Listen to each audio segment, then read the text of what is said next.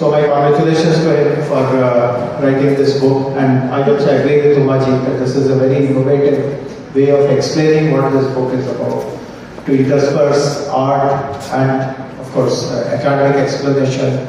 The template, the formula that he has created is amazing. It's a very, very creative kind of an idea, and my appreciation for it. I found it to be very resonating with me myself in three different ways. So one, as Umaji, when she was introducing me, she mentioned that I was a student of psychology, and I was a very serious student. I did my master's in Delhi University. Before that I graduated. That was one of my undergrad subjects in Lucknow. I was set to do a PhD in one of the top colleges in the US, but that did not happen. But my interest in understanding the subject, not just to just write some exam, get some marks, but to go beyond it, to get into the depth of the theory and practice of psychology.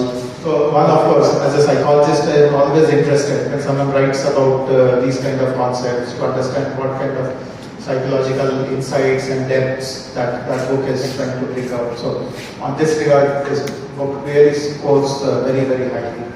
The second, of course, as I just revealed, I am myself very strong introvert. I mean, I'm not on the extreme side. Extreme side of introversion is high levels of social anxiety. You can't even open your mouth, you worry. So of course, I'm not on that side, but I'm a pretty strong introvert.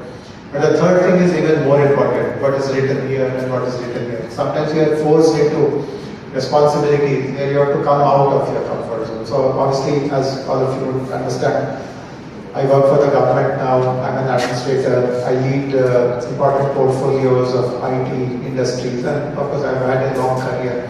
And this is not a career where you can be just quiet and aloof and doing your own things. It requires lots of interactions with people, lots of discussions. It requires lots of public speaking. You have to be articulate, you have to explain what's there in your mind, all this networking and all. So how does an extrovert also do these kind of things? And obviously one very key mantra of being a successful manager or a successful leader or a successful administrator that I have figured out is that you must build a very good team around you. I mean, today people say that Hyderabad has made great progress in IT industries. In an exaggerated way, they tell that most of it is because of you, but I don't agree with all that at all. I might have played some role, but it is largely because I was able to build a good team around me. And that team has assisted me in delivering whatever was supposed to have been delivered. And that is how it has been in my entire career. That the first priority of mine, whichever role or responsibility I take, is to build a good team around me, and then of course empower them, nurture them, delegate.